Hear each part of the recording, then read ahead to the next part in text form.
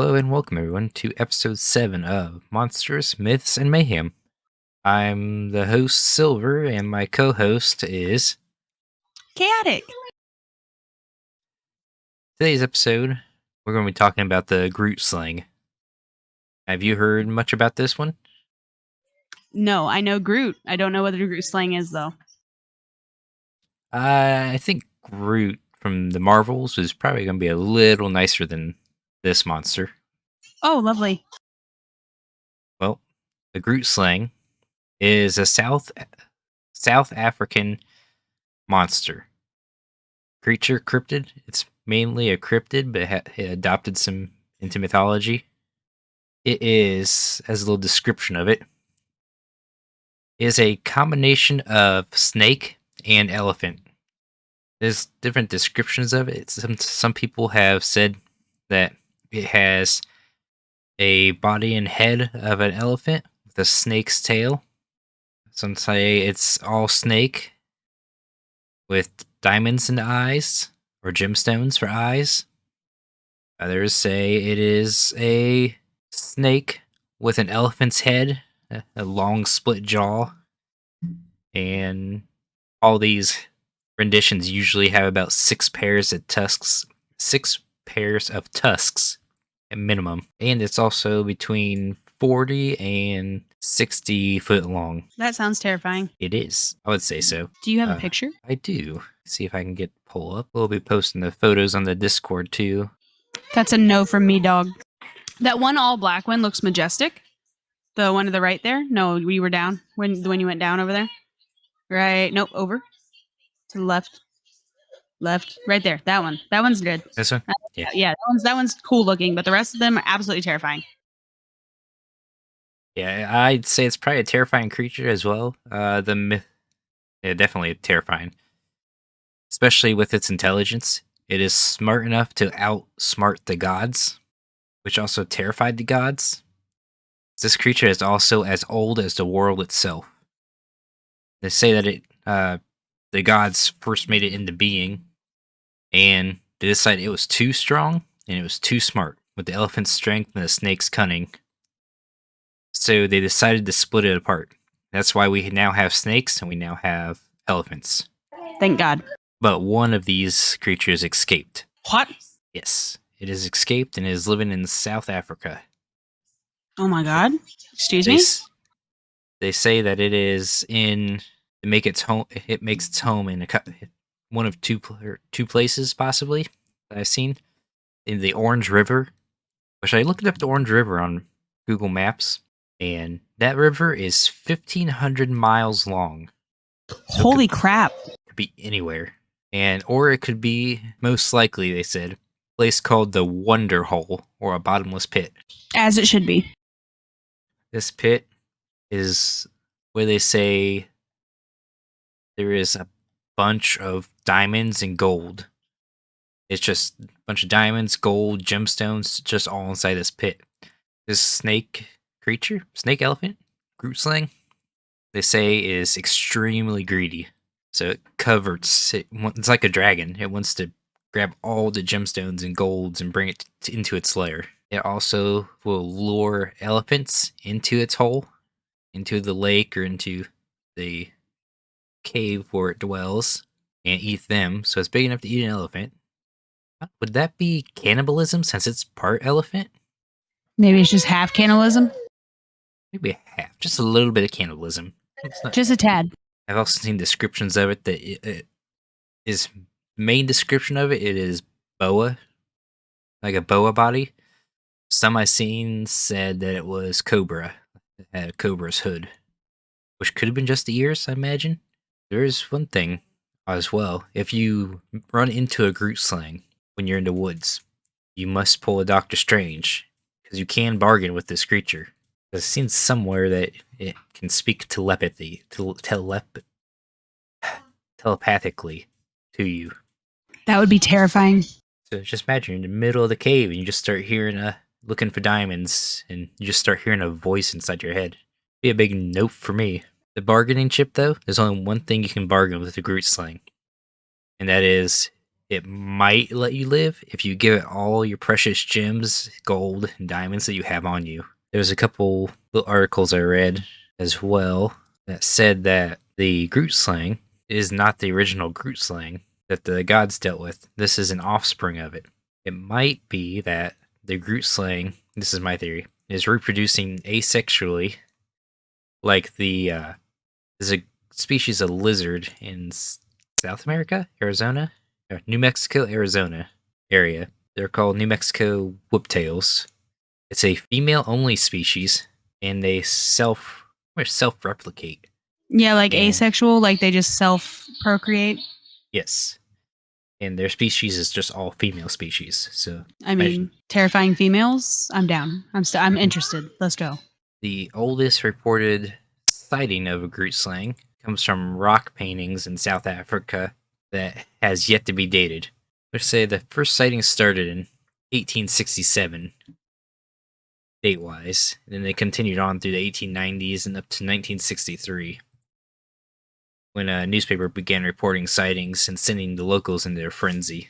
Has there been any recent sightings? Most recent one I could see was in 1917. Well, the newspaper reported 1963 of sightings, but I couldn't find the newspaper articles about it. The only thing I could find story-wise, sightings that someone reported, was in 1917. A English businessman, Peter Grayson, disappeared after members of his party were attacked and injured by lions. He kept on exploring and was never heard from again. And it just kind of said that the Grootslang was the cause of it. To see it in modern day would be crazy, but like the 1917s is like the most up to date you could find, like at all. You said There were some articles in the paper in 1963. 1963 was when the local newspapers were reporting it, sightings of it, and making the locals go into a frenzy. But I couldn't find any copies of those papers. So that's like what? That's 50, 60 years ago, roughly? yeah, that's still, I mean, recent enough that it could be something of interest to look for sometime. Mm-hmm. If you ever want to go diamond mining, sure you'll run into it. I did see, yeah, South Africa is the largest diamond producer for the largest size. When I started looking up diamonds and such, it had like 10-inch diamonds. It was large. That's a big ass diamond. I think they hold the record so far for the world's largest diamond. That is all for the mayhem. Oh, not mayhem. We haven't got to the mayhem yet. That's all for the mythical and about the little bit of mythics or the lore behind this cryptid and how it came to be. Now, for the fun part, let's roll on to the mayhem. Let's go.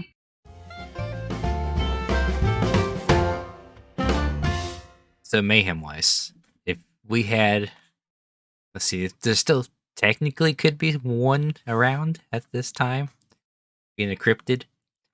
If they were more well spread out, like elephants, let's say, they're between 20, 40, 60 foot long, how much mayhem do you think they'll cause? And they're intelligent. Is it going to stay in its native area? Like, do you think it would stay in Africa, or do you think it would travel like to the United States? I say it's be smart. I would say it'd probably stick to Africa, where the elephants are. Maybe move over to Asia, India. So like stay where the food source is? Yeah. And it'd probably be smart enough not to replicate itself until the very end of its lifespan, so they keep its food source stable. Which, who knows how long they live. It's also super strong, so a lot of, maybe it chases people. Food's food. I feel like this would be one of the few creatures that I indeed would not want to take part in destroying. Because it's smart, or because it is an elephant snake hybrid? Yes. Just yes. I think it's got the potential to also cause a lot of damage property wise. If one of these somehow made its way into the city by mistake, like if, let's say, like if one of these Grootslangs could catch like a deer has chronic wasting disease, where it kind of zombifies and just does random stuff. One of these creatures catches this, it could go on a rampage through a city and possibly wreck pretty much everything before anything came to stop it. There's not a single instance in which this creature is not terrifying that I feel like anything we could do would be effective. I mean, I guess if it's hide and skin is normal consistency to an elephant and snake, then it'd be a little easier to take care of, quote unquote. But it's got to be terrifying. Like the tail of the snake, like snakes curl you up and keep you there and then eat you. And then you've got an elephant doing that? No, thank you. No. Yeah, depending on what type of snake it is, too, it could also spit venom. Like if it was part cobra, it would be able to spit venom. No. Cobra would be okay. Or not cobra. Boa would be okay then. No. Give this None thing... of it. Imagine it being half anaconda. It's just like half the length of the world. If it was cobra, it'd have a ranged weaponry. What? What about a rattlesnake? I think the sound alone from its tail would just rattle you to your bones. I'd be done. I'd be like, all right, I'm out. I'm done with life. Let's go. It's time to leave. I'd imagine it'd probably be somewhere close to like one of those big helicopters flying over near you, one of those dual propeller. It's just that sound almost. Or 1,000 maracas. Whilst doing research for this episode as well, I like to look through podcasts and stuff that people's already done podcasts. A lot of them had similar topic discussions about it. Being a cryptid, there's a lot more than mythical monsters I've seen. The one podcast that stood out to me was Monster Smash League. It pits two monsters against each other in Mortal Kombat. Oh. And they go over it like they're big announcers, which was fun to listen to. And they had surprisingly, they had the Grootslang against a monster called the Gasha Dokuro, which is a Japanese undead immortal skeleton. And it was a good battle from how they announced it. They had all the abilities and stuff of both monsters, and surprisingly enough, I don't really want to spoil it, but skip ahead a couple seconds.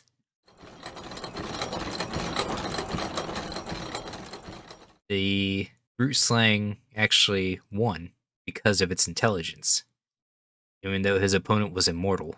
That would be a hell of a... I'll have to listen. I don't think I've actually ever listened. I'm not an actual podcast listener, which is terrible coming from a podcast creator, but I need to sit down and listen to some of these because it'd be very interesting. And it'd be something to do when I'm in the middle of momming. You know, I've got a lot going on. I can put it in my ears.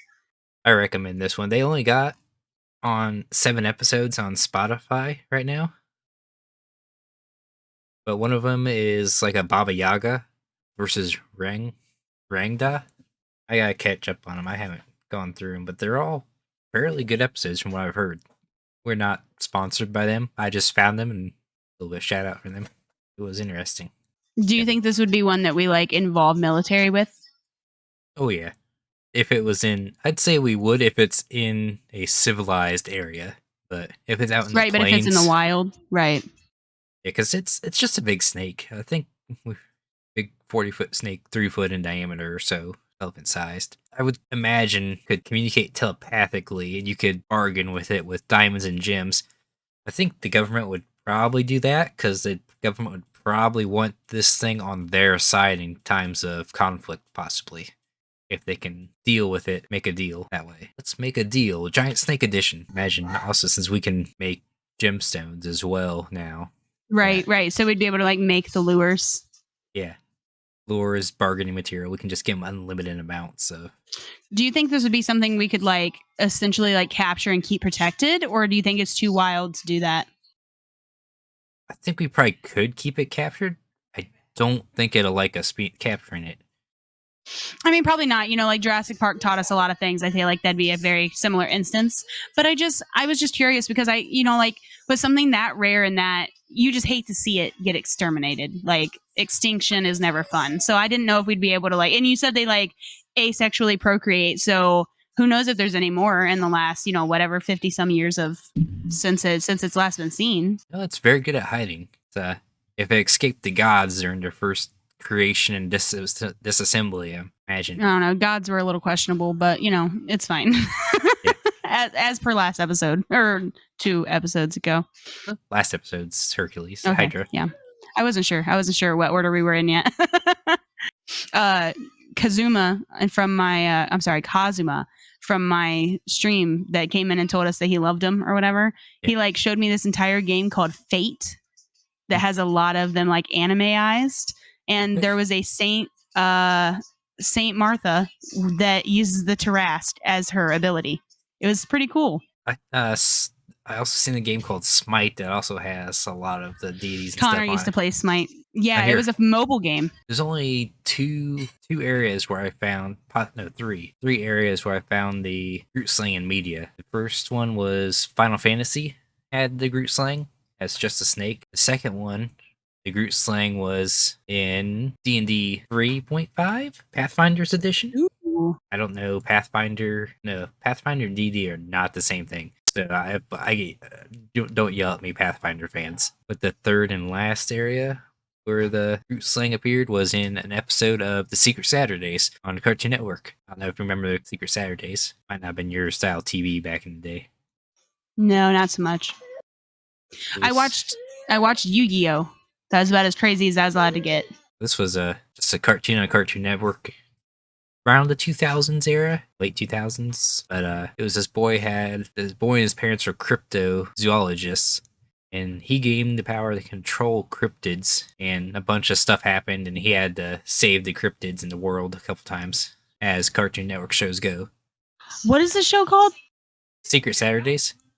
Yeah, I don't remember that, but I feel like I should. They had a monitor lizard as a pet, and like a Bigfoot creature. I feel like I saw the commercials and stuff for it, but I never watched. I was more of a Disney person. I watched Courage the Cowardly Dog, and it gave me enough nightmares. So Cartoon Network was hit or miss with me. Courage was a good show, even though. Can we talk about Courage's mythologies it included, though? He actually did have some crazy mythologies and legends in that. We can imagine we'll get to that episode eventually. Doing these one a week, we'll go through them pretty quickly. Yeah, but there's plenty of them out there. Guess that's all for the mayhem and the little bit of media we added there at the end. That's all I can think of, unless you got any more mayhem or media to add on to. I don't think so. When I start to think about it, it's one of those ones that are terrifying. All the other ones I've been apt to be like, ooh, I'd like to be involved, or see what the military is going to do, or that one I would solely leave to the professionals to either save, kill, or capture, because I'm good. I imagine just anybody that's terrified of snakes would just be on their toes. But you'd at least hear it coming, I'd imagine. The snakes are pretty silent. But probably not.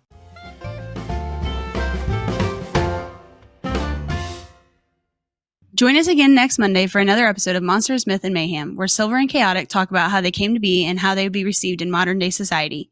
Follow, like, and subscribe to support. Also find us on Twitter and Discord with the links below to keep up to date with the newest merch and activity. Besides, who knows what mayhem we will get into next time.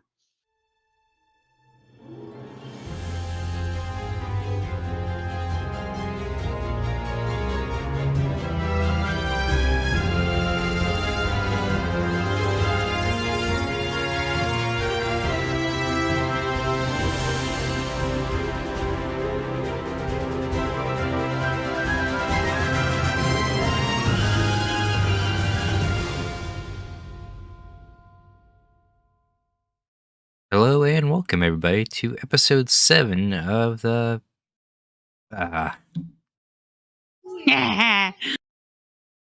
brain Try fart. again. Yeah. Of some podcast. Yep. I'm gonna be the it's one of those days. It's one of those days. This is gonna be one of those episodes. It's fine. Yeah. I wonder how the Grootslang would taste. Snaky, probably. What? How it would What'd taste. you just say? It'd probably taste like snakes. Grootslang. Have you ever had snake and elephant? No. I'm saying it's gonna taste tough because it's probably pretty old.